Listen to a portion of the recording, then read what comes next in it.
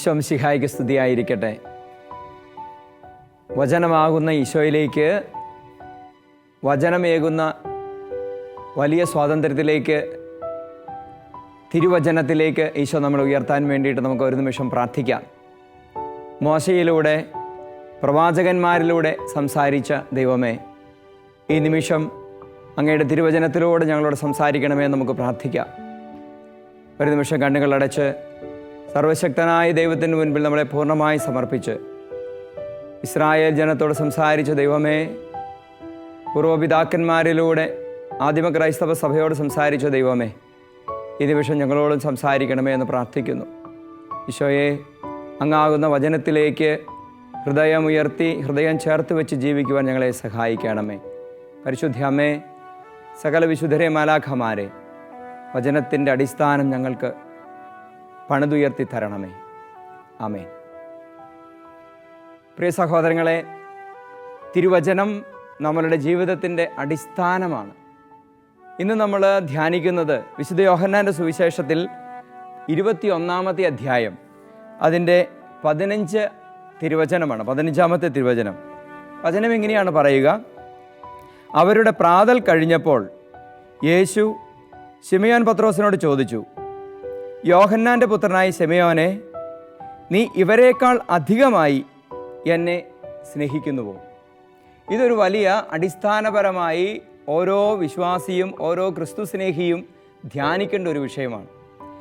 യോഹന്നാൻ്റെ പുത്രനായ ശിമയോനെ എന്നതിന് പകരം നമുക്ക് ഓരോരുത്തരുടെയും പേരുകൾ വയ്ക്കാം. ഇവരെക്കാൾ അധികമായി നീ എന്നെ സ്നേഹിക്കുന്നുവോ? സഹോദരങ്ങളെ, ഇവിടെ എന്നെ സ്പർശിച്ച ഒരു കാര്യമുണ്ട്. ഈ വചനം തുടങ്ങുന്നത് അവരുടെ പ്രാതൽ കഴിഞ്ഞപ്പോൾ എന്നാണ്. അവരുടെ പ്രാതൽ കഴിഞ്ഞപ്പോൾ. എന്താണ് പ്രാതൽ? ഈശോ പത്രോസ്ലീഹായെ വിളിക്കുന്ന ആദ്യ നിമിഷം തന്നെ ചോദിക്കുന്നില്ല, നീ എന്നെ സ്നേഹിക്കുന്നുവോ എന്ന്. ഈശോ പത്രോസ്ലീഹായെ കണ്ടെത്തുന്ന പല സാഹചര്യങ്ങൾ, ചില സമയങ്ങളിൽ ഈശോയെ പോലും വേദനിപ്പിക്കുന്ന രീതിയിൽ പത്രോസ്ലീഹ ഇടപെടുന്ന ചില സാഹചര്യങ്ങളുണ്ട്. ആ സാഹചര്യങ്ങളിലും ഈശോ ചോദിക്കുന്നില്ല, നീ എന്നെ സ്നേഹിക്കുന്നുണ്ടോ എന്ന്.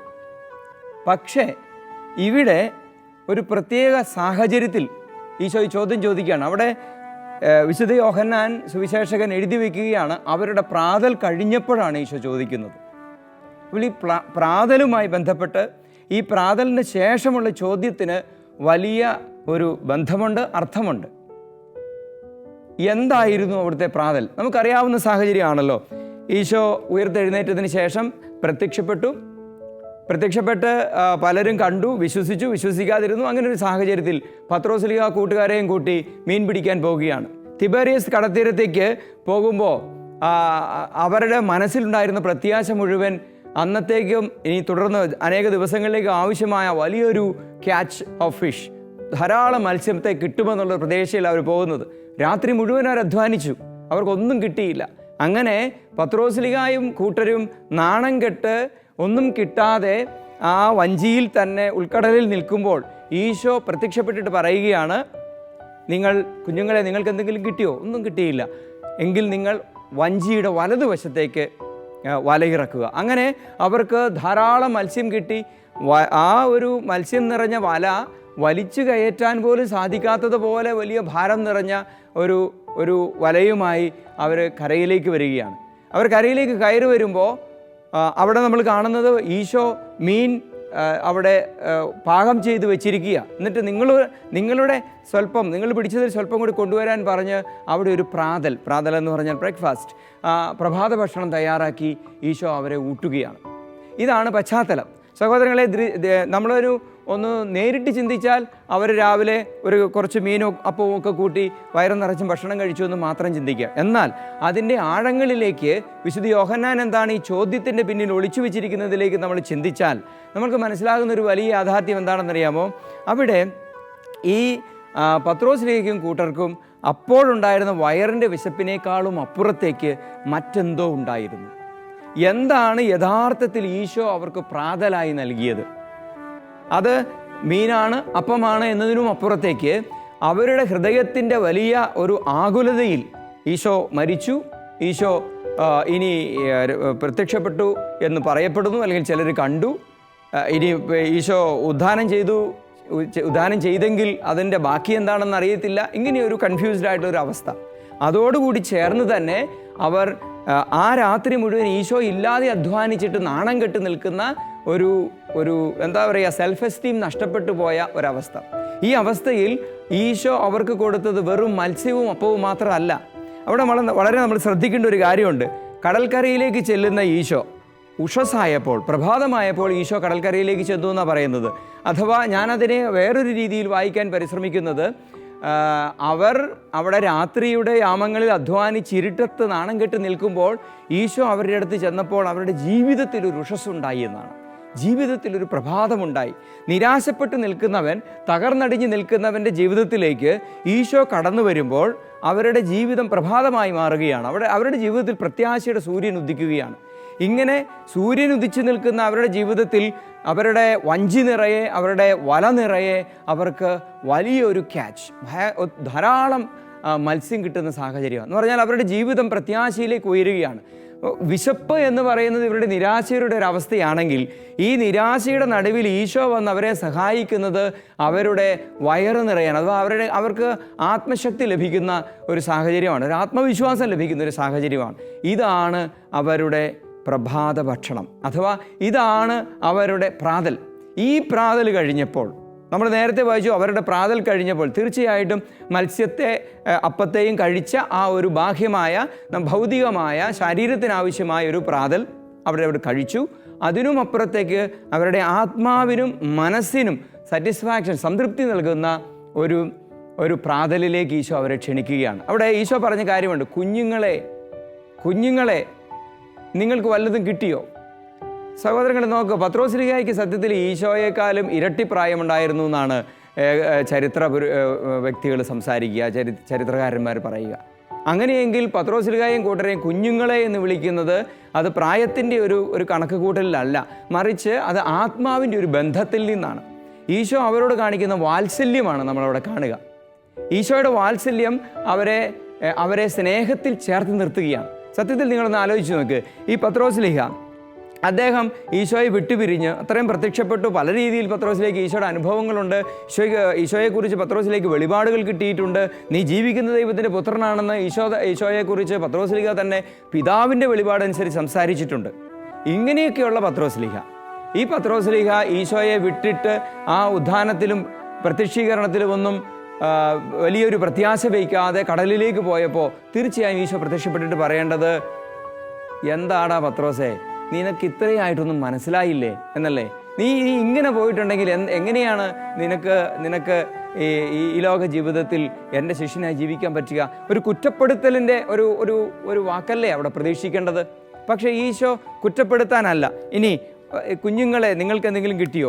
അവിടെ ഇങ്ങനെ ചോദിക്കാമല്ലോ, കുറേ ആയല്ലോ അധ്വാനിക്കാൻ തുടങ്ങിയിട്ട്, നിനക്ക് വല്ല ആയോ, ഇത് ഞാനില്ലാതെ പോയിട്ട് നിനക്ക് കിട്ടിയോ എന്നൊരു ആക്ഷേപത്തിൻ്റെ സ്വരം സാധിക്കുമായിരുന്നില്ലേ? സാധാരണ നമ്മളൊക്കെ ആണെങ്കിൽ നമ്മളെ വഞ്ചിച്ച്, നമ്മളെ ഒറ്റപ്പെടുത്തി, നമ്മളോട് സഹകരിക്കാതെയൊക്കെ പ്രവർത്തിക്കുന്നവരെ നമുക്കൊന്ന് അവരൊരു തോറ്റു കാണുമ്പോൾ നമുക്കൊരു വിജയമല്ലേ, നമ്മളൊന്നും ചെയ്തില്ലെങ്കിൽ പോലും എനിക്കിട്ട് ചെയ്താൽ ഇങ്ങനെയൊക്കെ ഇരിക്കൂടാ എന്നുള്ളൊരു മനോഭാവമല്ലേ സാധാരണ മനുഷ്യനെന്ന രീതിയിൽ നമുക്കുണ്ടാവുക. പക്ഷേ ഈശോ നോക്കിക്കേ, നമുക്കൊരു മാതൃക തരിക. ഈശോ വന്നിട്ട് അവരെ സ്നേഹത്തോടെ വാത്സല്യത്തോടെ വിളിക്കുക, കുഞ്ഞുങ്ങളെ. ഒരപ്പൻ തൻ്റെ മകനോട് കാണിക്കുന്ന വാത്സല്യം ഒരു പക്ഷേ ധൂർത്തപുത്രനോട് പിതാവ് കാണിച്ച വാത്സല്യമോ അതിനേക്കാളും അപ്പുറമുള്ള ഒരു വലിയ വാത്സല്യമോ ഒക്കെ ഈശോ ഇവിടെ കാണിച്ചിട്ട് അവരുടെ ഹൃദയത്തിൻ്റെ ആ ഒരു ഞെരുക്കപ്പെട്ട അവസ്ഥയിൽ അവരെ ലജ്ജിച്ച് ഈശോയുടെ മുമ്പിൽ തല ഉയർത്താൻ പോലും സാധിക്കാതെ നിൽക്കുന്ന ഈ അവസ്ഥയിൽ ഈശോ അവരെ കുറ്റപ്പെടുത്താതെ അവരെ ചേർത്ത് പിടിച്ചിട്ട് പറയുകയാണ്, കുഞ്ഞുങ്ങളെ, നിങ്ങൾക്ക് വല്ലതും കിട്ടിയോ?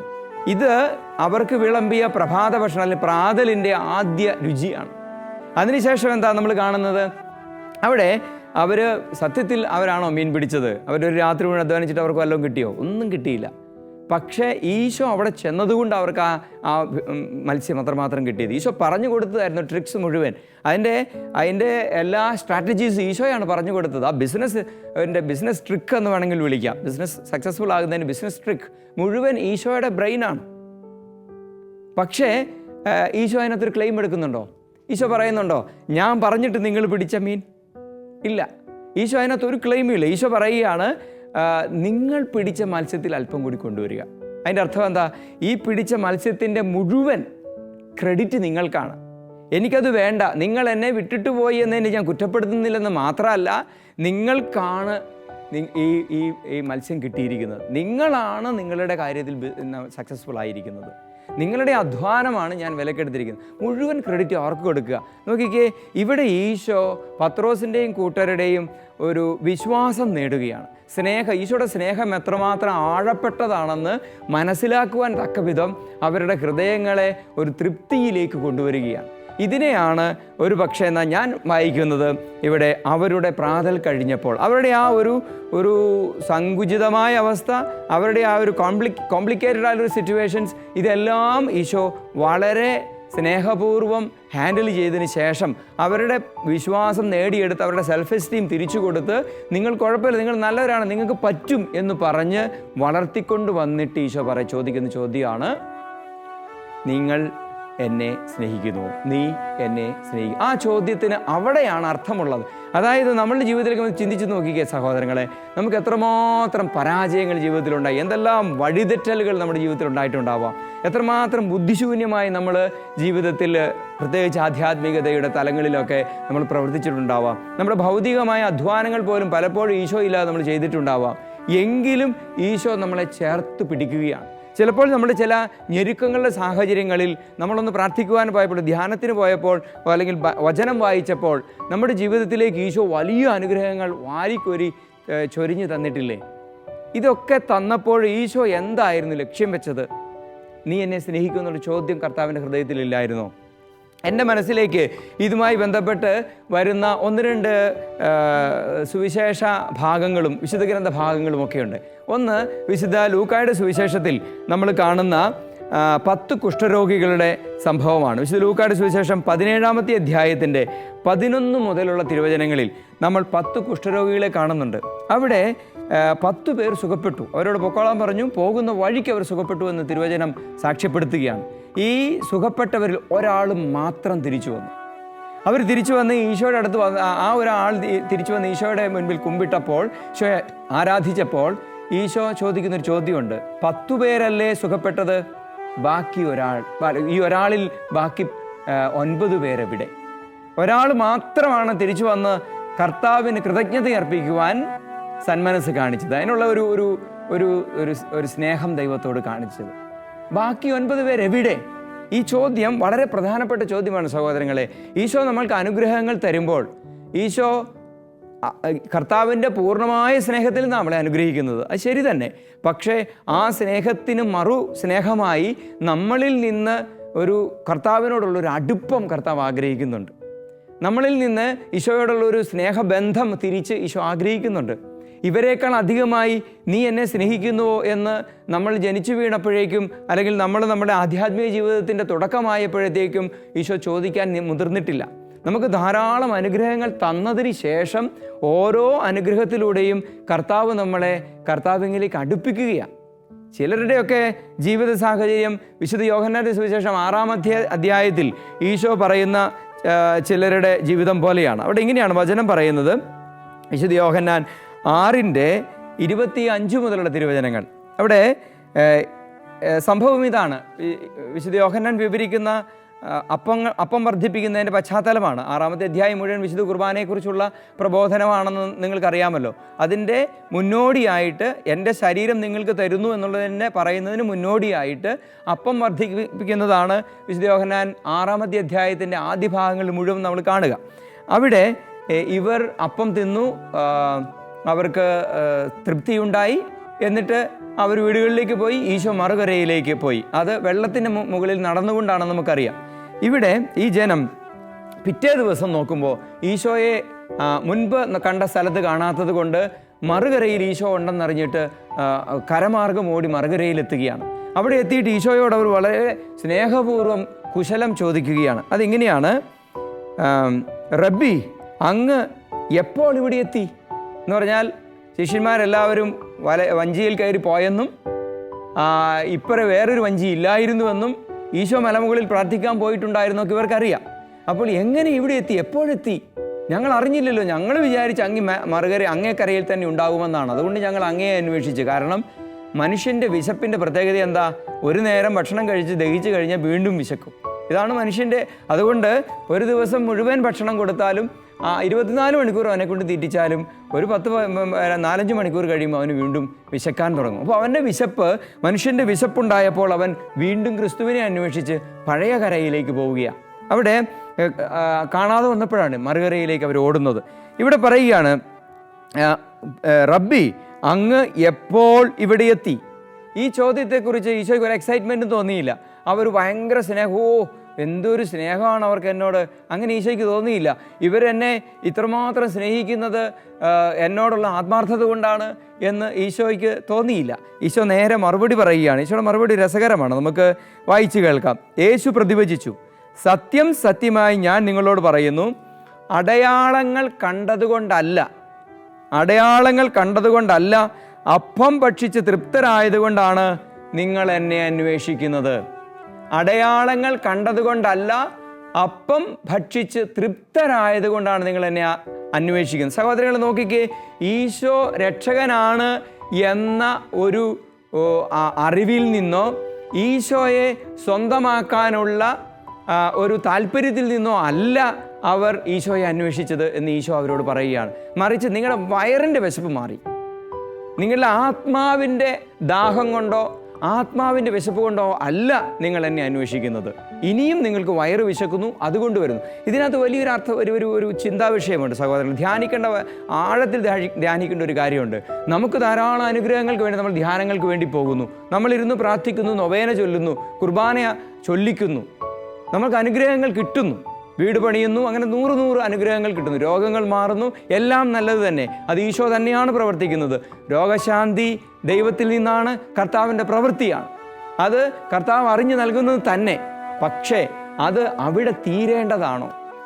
അവരുടെ പ്രാതൽ കഴിഞ്ഞപ്പോൾ ഈശോ അവരോട് ചോദിച്ചു, നിങ്ങൾ എന്നെ സ്നേഹിക്കുന്നുവോ? പത്രോസ്ലീഹയുടെ പ്രാതൽ കഴിഞ്ഞപ്പോൾ പേരെടുത്ത് വിളിച്ച് കർത്താവ് അവരോട് ചോദിച്ചു, നീ എന്നെ സ്നേഹിക്കുന്നുവോ? യോഹന്നാന്റെ പുത്രനായ ശിമയോനെ, നീ എന്നെ സ്നേഹിക്കുന്നുവോ? നമ്മൾ ഓരോരുത്തരോടും ഈശോ ചോദിക്കുന്നൊരു ചോദ്യമുണ്ട് സഹോദരങ്ങളെ. നമ്മൾക്ക് ധാരാളം അനുഗ്രഹങ്ങൾ തന്ന് നമ്മളെ അനുഗ്രഹത്തിൻ്റെ ഉച്ചസ്ഥായിയിലേക്ക് ഉയർത്തുമ്പോൾ, കൃപകളുടെ സമൃദ്ധിയിലേക്ക് ഈശോ ഉയർത്തുമ്പോൾ, ബാഹ്യമായും ഭൗതികമായും ഒട്ടനവധി അനുഗ്രഹങ്ങൾ തമ്പുരാൻ നമുക്ക് തരുമ്പോൾ നമ്മൾ മനസ്സിലാക്കേണ്ട ഒരു കാര്യമുണ്ട്, അത് അവിടെ തീരാനുള്ളതല്ല. അപ്പം വർദ്ധിപ്പിച്ച് തരുന്നത് വയറിൻ്റെ വിശപ്പടക്കാൻ വേണ്ടി മാത്രമല്ല, മീൻ പിടിക്കാൻ ധാരാളം മീനിൻ്റെ കൊയ്ത്ത് അല്ലെങ്കിൽ നിൻ്റെ ബിസിനസ്സിലെ ഉയർച്ച കർത്താവ് നിനക്ക് തരുന്നത്, നിനക്ക് അങ്ങനെ ബിസിനസ്സിൻ്റെ സമൃദ്ധി ഉണ്ടായി ഈ ലോകത്തിൽ കൊട്ടാരങ്ങൾ പണിത് നീ അങ്ങനെ ഒരു ആത്മനിർവൃതിയിൽ ജീവിക്കാൻ വേണ്ടിയിട്ടല്ല. മറിച്ച് അതിൻ്റെ സോഴ്സ്, അതിൻ്റെ സ്രോതസ്സാകുന്ന കർത്താവ് നിനക്കിത് തന്നതാരാണെന്ന് നീ മനസ്സിലാക്കി നീ കർത്താവിലേക്ക്, ഈശോയിലേക്ക് അടുക്കാൻ വേണ്ടിയിട്ടാണ്. സങ്കീർത്തന പുസ്തകം പറയുന്ന ഒരു കാര്യമുണ്ട്, 106-ാമത്തെ സങ്കീർത്തനം. അത് നിങ്ങൾ വീട്ടിലിരുന്ന് വായിക്കണം. 106-ാമത്തെ സങ്കീർത്തനം മുഴുവൻ കർത്താവ് ചെയ്ത വലിയ അത്ഭുത പ്രവൃത്തികളെക്കുറിച്ച് തോരാതെ ഇസ്രായേൽ ജനം പ്രകീർത്തനങ്ങൾ ഉരുവിടുന്നതാണ്.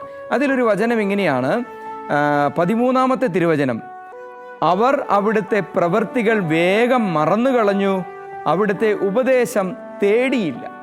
നോക്കിക്കേ, കർത്താവ് കൊണ്ടു നടന്ന വഴികൾ മുഴുവൻ ഇസ്രായേൽ ജനം വേഗം മറന്നു കളഞ്ഞു.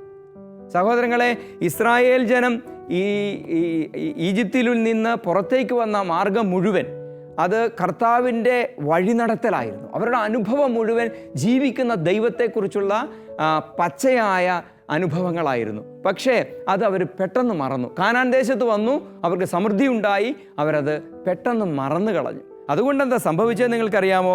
വചനം പറയുകയാണ്, മരുഭൂമിയിൽ വെച്ച് ആസക്തി അവരെ കീഴടക്കി, വിജനപ്രദേശത്ത് വെച്ച് ദൈവത്തെ അവർ പരീക്ഷിച്ചു. അപ്പോൾ കർത്താവിനെ പരീക്ഷിക്കുന്നത് പോലെ അനുഗ്രഹങ്ങളെ മറന്നു കളഞ്ഞപ്പോൾ ആസക്തി അവരെ കീഴടക്കി. സഹോദരങ്ങൾ, നമ്മൾ മനസ്സിലാക്കേണ്ട ഒരു വലിയ യാഥാർത്ഥ്യമുണ്ട്. എൻ്റെയും നിങ്ങളുടെയും ജീവിതത്തിൽ കർത്താവ് ഭൗതികവുമായും മാനസികമായും ശാരീരികമായും ഒട്ടനവധി അനുഗ്രഹങ്ങൾ തരുന്നു. അതെല്ലാം കർത്താവിൻ്റെ സ്നേഹം കൊണ്ട് സന്തോഷത്തോടെ തരുന്നത് തന്നെയാണ്. അത് നമുക്ക് ആസ്വദിക്കാനുള്ളതുമാണ്. പക്ഷേ അതിനും അപ്പുറത്തേക്ക് നമ്മൾ ഓരോരുത്തരും ഈശോയെ അറിഞ്ഞ് സ്നേഹിക്കണം.